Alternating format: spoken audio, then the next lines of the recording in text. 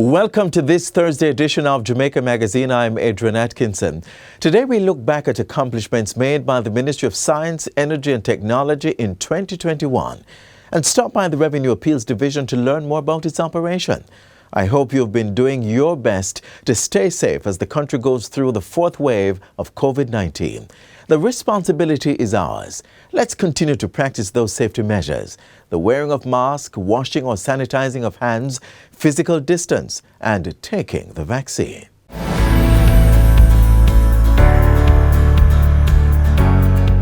We need trees if we are to be able to live on this planet. So I want to encourage you to join and partner with the My Tree Legacy Promotion and support your alma mater. For me, St. Peter and Paul, Campion College, University of West Indies, roll out and plant some trees.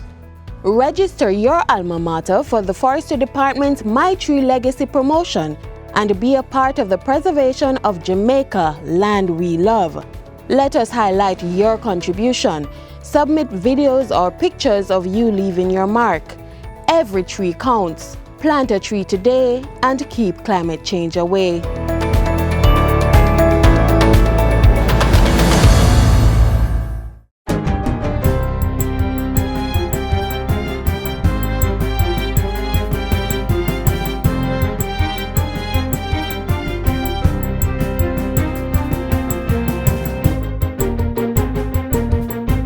Good day, I'm Theodore Henry and this is your JIS News for Thursday, January 20, 2022. The Riversdale Health Center will benefit from a $3 million injection of funds over 3 years as the latest beneficiary of the Health Ministry's Adopt a Clinic initiative. The clinic was officially adopted yesterday by the Consulate General of Jamaica in Miami and the Jamaica High 5K Run Walk, supported by the diaspora community in the southern section of the United States of America. Jamaica's Consul General in Miami, Oliver Mayer, says the Riversdale Health Center is one of 3 being adopted from funding raised through the annual Jamaica High 5K Run Walk. We were able to raise just a little under $30,000 which will be given to different clinics. So this is one of 3 clinics that will be adopted over the next couple of months. The Riversdale Health Center will benefit from minor upgrades and the provision of equipment and medical supplies over the 3-year period. The Adopt a Clinic is about how do we make the connection and we exercise our humanity by recognizing that we have benefited in many different ways from the assistance of others, and in a sense we have an obligation and a duty to society, to life, to the next generation, to define a contribution that is not in keeping with some sort of value in return. The Black River Hospital in St. Elizabeth this week received donations aimed at improving healthcare in rural Jamaica. 2 phototherapy lamps used to treat severe jaundice in babies were gifted to the hospital's pediatric unit, courtesy of the District Grand Lodge of Mark Master Masons of Jamaica and the Cayman Islands. Consultant pediatrician for the Black River Hospital, Dr. Agris Ajabi, says the hospital is grateful for the costly phototherapy lamps, which will relieve the burden of having to transfer babies to other hospitals. The We Care Social Outreach Development Limited also donated 2 bariatric wheelchairs for plus-sized patients. Chief Executive Officer of the hospital, Diana Brown Miller, says the bariatric wheelchairs will help staff in supporting and managing the transport of larger patients who can't fit in the standard size wheelchairs.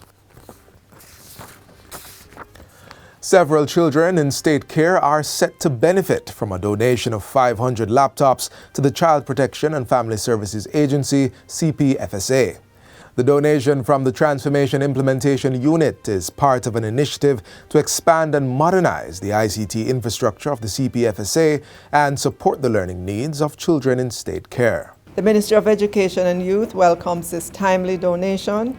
We know that in the wider context of learning loss in the education system that our children in state care have also been affected. As a society, we need to ensure that no child is left behind, even in the most challenging of circumstances. The CPFSA says the laptops will benefit children of varying ages, especially those preparing for exams and those in sixth form programs. Meanwhile, more students from the Windsor School of Special Education are to benefit from a donation of 60 tablets under the Education Ministry's One Laptop or Tablet per Child initiative. The devices have been donated by First Heritage Cooperative Credit Union, which previously provided 40 tablets under the program. Education Minister Favour Williams says these partnerships remain important as the blended and rotational teaching approach will continue even as face-to-face classes have resumed. Yes, the pandemic caused us to adopt the technology in schools and caused our children to adopt it, but don't believe that it's going to be temporary. Technology is going to continue to be a permanent part of the education system. We want our children to have the technology skills. It is the way of the world now. And finally, the new headquarters of the Ministry of Foreign Affairs and Foreign Trade has been officially named the Hugh Lawson Shearer Building in honor of the late former Prime Minister and Foreign Affairs Minister. The unveiling took place at the official opening ceremony for the Port Royal Street Office on Wednesday. According to Prime Minister Andrew Holness, Mr. Shearer laid the foundation from the inception of independence for a principled and forthright foreign policy posture that has served Jamaica well. He says the Foreign Affairs Ministry continues to be a critical part of achieving economic prosperity for the people of Jamaica and the inclusive and sustainable development of the country. As the first point of contact for our bilateral, regional, and multilateral partners, you are ideally placed to ensure that our partnerships give practical meaning to our national objectives through your foreign policy engagements. The point was echoed by Foreign Affairs and Foreign Trade Minister Senator Kamina Johnson-Smith. Our bilateral relations remain strong and formidable. We've strengthened existing partnerships and engaged new ones, ensuring targeted initiatives aligned with our efforts to diversify the nature and extent of our collaborative programs and projects in critical areas relevant to Jamaica's development. We've established diplomatic relations with over 160 countries representing partnerships at every level of development and in every geographical region. And that's it for JIS News Today. I'm Theodore Henry. Thanks for watching.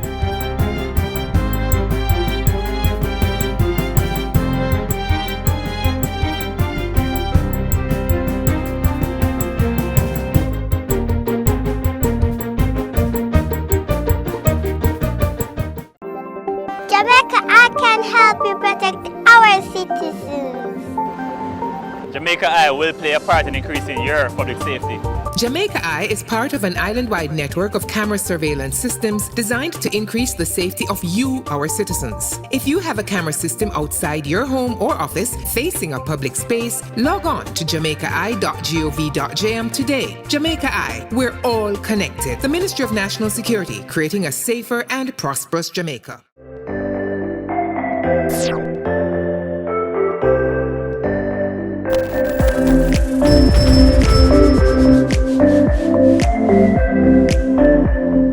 It's absolutely critical that we receive the vaccines. You will see hospitalizations and indeed deaths likely come down. And so there is a lot of value to be gained by getting as many vulnerables on board as possible. So tell your mothers, tell your aunts, listen out for yourselves if you're over 60, and take the vax, because the vax is what will help you to guard against the COVID virus and indeed help your relatives, your friends, those who you come in contact with for the same benefit.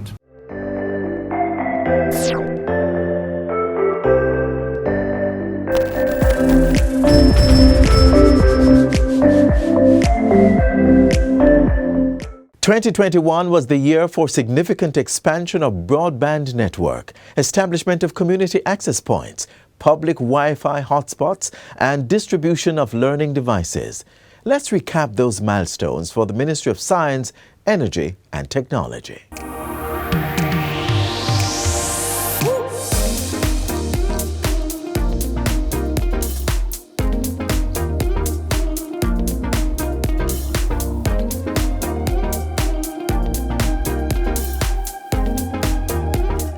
The Darrell Vaz-led ministry was energized to boost Jamaica's pandemic recovery and national growth in 2021. We're on our mission to secure Jamaica's energy future through diversification and the provision of alternative, sustainable, and environmentally friendly sources of energy. An Energy Resilience Global Development Alliance partnership agreement was signed with the USAID and the Cadmus Group of Boston.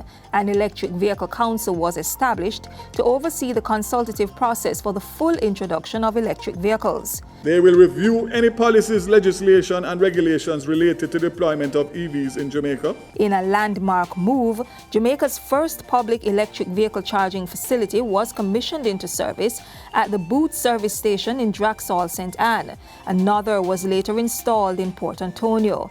New leadership was appointed to the Generation Procurement Entity GPE with a mandate to procure new electricity generation capacity in line with the Electricity Act. The GPE has been given the charge to get moving. We want to see a significant increase in our generation capacity and our renewable energy share based on the Integrated Resource Plan. Solar and other energy efficiency systems, including more than 5,000 LED lighting solutions, were installed at 6 public health facilities.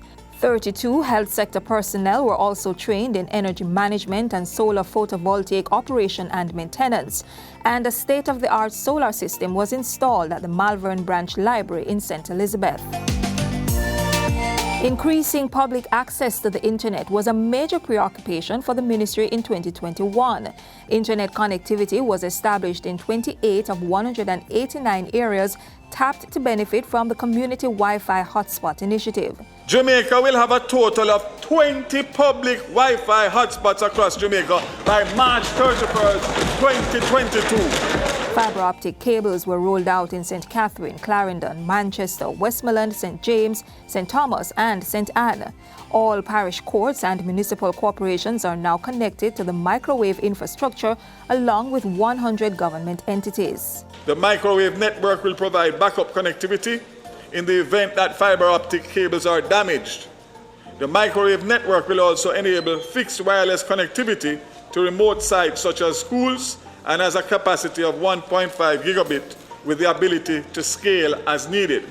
And a 3-tier connectivity plan was developed to meet the internet service demand at schools and 48 places of safety. This type of network service gives the government the ability to share a single source of internet to the various groups of schools and eliminate the need to manage over 900 individual internet service contracts, providing instead for a single internet service contract for all schools. Ensuring the means for connectivity, eLearning Jamaica brought in 5,000 laptops for distribution to secondary students on the Program of Advancement through Health and Education PATH. The Universal Service Fund provided laptops for members of Parliament and commissioned fully equipped computer labs at the Goodwill Primary and Infant School, as well as the Montego Bay Boys and Girls Club in St. James. The Technology Ministry also took steps to protect cyberspace. Through a partnership with the OAS Inter-American Committee Against Terrorism and the Jamaica Cyber Incident Response Team JA-CERT, an early warning system was implemented to safeguard Jamaica's cyber infrastructure. This will enable JA-CERT to provide alerts as soon as there is exploitation of known vulnerabilities or zero-day events. Additionally, the JA-CERT website was revamped to facilitate anonymous reporting of cyber breaches, and Cabinet approved the establishment of a cybersecurity e-governance academy to help train professionals in the field. As a ministry, we are using ICTs to create a digital government, make internet connectivity more easily accessible, and advance Jamaica's ambition to become a technologically enabled society. Cabinet gave approval for a third telecommunications service provider in the form of Rock Mobile Partners Limited. $20 million was provided to the Court Administration Division for improvement of ICT infrastructure in courts. And the Universal Service Fund handed over $20 million to the Public Broadcasting Corporation of Jamaica, PBCJ, to procure state-of-the-art equipment for a new dedicated 24-hour educational television channel. In 2021, the Ministry of Science, Energy and Technology was energized and connected to the mission of ensuring Jamaica recovers stronger together.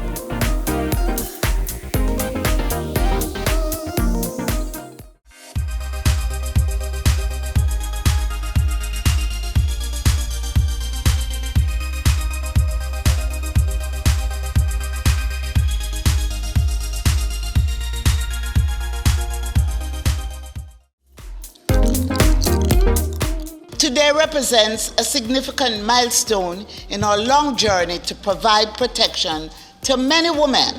This provision is intended to deal with the problem where many so-called Jamaican products available across the world have no relationship at all with our island home.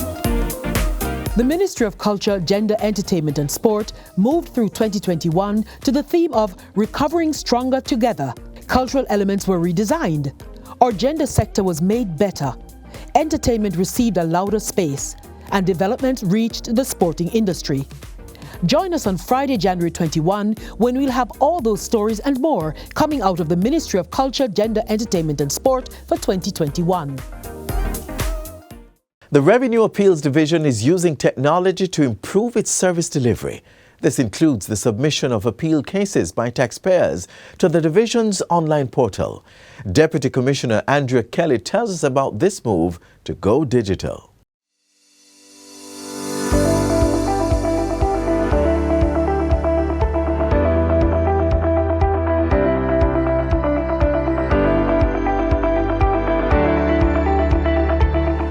RAD goes digital. The Revenue Appeals Division RAD is an independent entity mandated to hear and conclude appeals by taxpayers who disagree with the decision of a revenue commissioner in relation to their tax liability, custom valuation, and audit assessments. Hello, I'm Daniel Pasley and welcome to Finance Matters. In today's episode, I'll be speaking to Deputy Commissioner of the RAD, Ms. Andrea Kelly, about how RAD is utilizing technology to improve its service delivery. Remember to like, share, and subscribe to our YouTube channel. Follow the Ministry of Finance on Facebook and Instagram, and of course on Twitter to see all the episodes and highlights.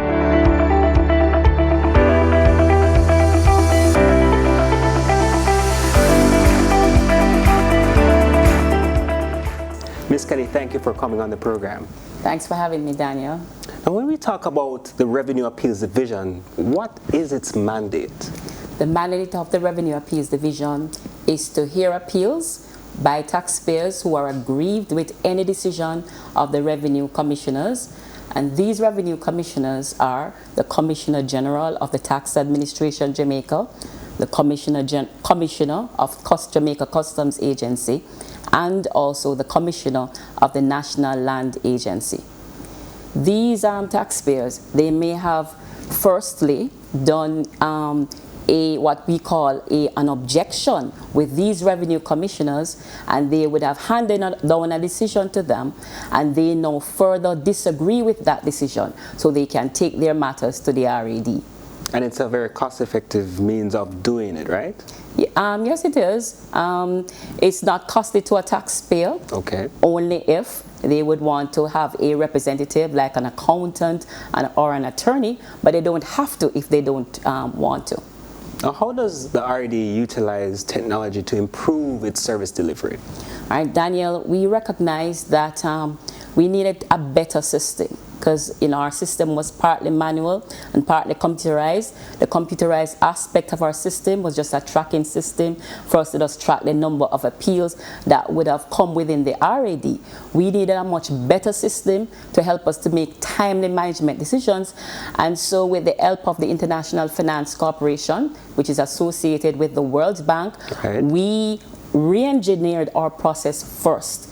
Re-engineer our process means we remove those parts of our process that wouldn't have added value to our process, so that it would have shortened the timeline to process appeals. And what we have also done with the help of the International Finance Corporation is to also develop a process flow whereby we could automate our system.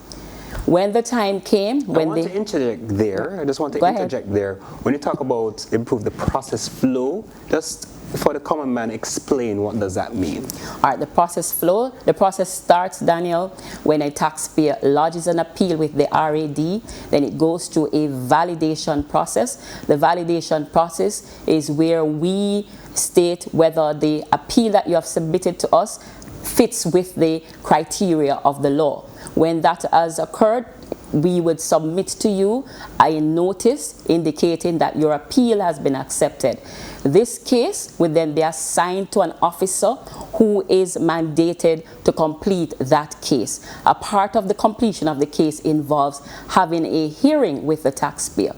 Right, so every appeal that comes within the RAD, we have to have a hearing. The taxpayer must be afforded this hearing whereby they can submit to us their case by telling us why is it that they are aggrieved with this decision, and to submit to us any evidence to support that appeal. The Revenue Commissioner's representative also has the opportunity to supply to us any required information that is necessary to also help them with their case. Right? And therein, we would review the information that we have received in light of the relevant law, and the relevant law is like the Income Tax Act, the General Consumption Tax Act, the Customs Act. So, so we would review the case in light of the relevant act, and then the Commissioner will hand down her decision, and that decision will give you all the information and the relevant reasons why she has confirmed the decision, why she has reduced this decision, or why she has said that the decision should not stand because it should not have been raised in the first place. So thank you for explaining the process flow. Now, how do clients access this new automated system? All right, this new automated system, Daniel, to file an appeal with us currently, you can hand deliver your appeal, you can send it through the regular mail, you can send it via email to us, as well as you could fax it. But with the current embarkment that we have gone on to further upgrade our system is where taxpayers now can submit their appeal cases via our web portal. This should come on stream sometime later down this year, right? We had that in the making from before, even with the advent of the pandemic. And so taxpayers now have that avenue where they can even sit in the comfort of their homes. Persons are working from home now, Daniel. So even businesses, while those representatives are at home, or if you hire a accountant or a attorney, they can even make that appeal online for you. So simple and easy. Simple and easy, Daniel. Now, how do we file our appeals? If persons want to contact the RAD, how can they do so? Our persons, I just specified the methods that you could file your appeals with, but they can contact us via telephone. Our numbers are 932-4993 or 4994, or you can come in person. We are on the first floor of the Office Center building, and that's 12 Ocean Boulevard in Kingston. As well as you can, get us on our email. It's rad@mof.gov.jm. So many streams, or should I say many channels to access the information. Sure. And you can also get it on the Ministry of Finance's website, right? And we also have a e-fillable notice of appeal form on that website that you can complete. Thank you, Deputy Commissioner Kelly, for sharing how RAD is on this path of transformation and innovation. It's my pleasure to do so, Daniel. Thank you too. And thank you for joining us on Finance Matters. Remember to follow us on our social media at MOF Jamaica, and tune in next week as we continue to demystify the economic and fiscal policies and initiatives implemented by the government to empower Jamaicans as we chart a path to Jamaica's economic prosperity.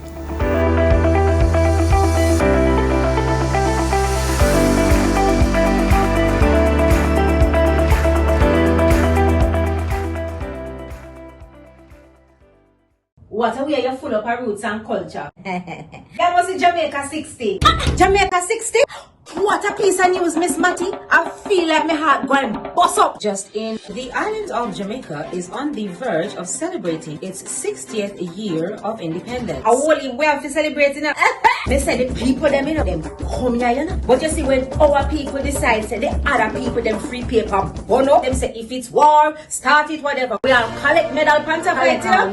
Amount of tongue we give them, The celebrations are slated to begin on January 1st, 2022. Organized by the Ministry of Culture, Gender, Entertainment and Sport. We have more in this report. I am on site and planning activities are ablaze. Persons are advised to download the Reggae Jamaica app. to know what it pre. Why pre? Activities for the Jamaica 60 celebration. Yeah. I don't know the app to get the updates then. Practice good hygiene by washing your hands frequently using soap and water. Here's how you should do it while conserving water. Turn on the tap to wet your hands, then turn off the pipe. Lather your hands and the tap with soap. Turn on the tap and wash your hands, back, front, and in between fingers. Use some of the water to wash off the tap, then turn it off. Dry your hands with disposable hand towels. If you don't have running water, use a hand rub containing 62% or more alcohol. If hand sanitizers are not available, rubbing alcohol, Dettol, white rum, or household bleach will do the trick. And if all else fails, let hand washing and the handling of potable water be a two-person event. Each person will take turns pouring and washing hands with sitting water. Now is a good time to consider installing a tap on your containers to reduce the risk of water contamination. Faucets can be easily attached to drums, buckets, or 5-gallon water bottles. And to ensure that the outside of the containers are clean when recapping, disinfect it with hand rub containing alcohol that's 62% or more.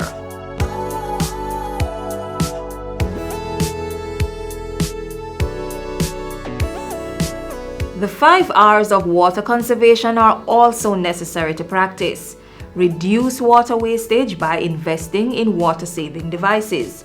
Reuse water at least twice before discarding. Replace leaking pipes, faucets, and other plumbing equipment.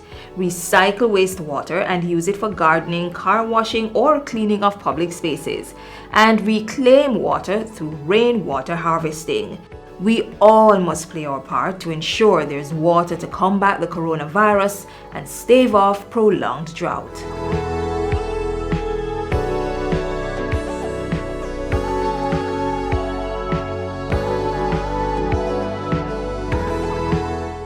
This is where our journey ends, but only for today. Do join us again tomorrow when we'll bring another informative program. In the meantime, stay connected via our website, jis.gov.jm. And while you're online, send your feedback to Jamaica Magazine at jis.gov.jm or via tweet at JIS News. You may also find us on all the major social media platforms and through our mobile app that's Android and iOS compatible. On behalf of the entire production crew, I'm Adrian Atkinson. Do take care. This has been a production of the Jamaica Information Service, the voice of Jamaica.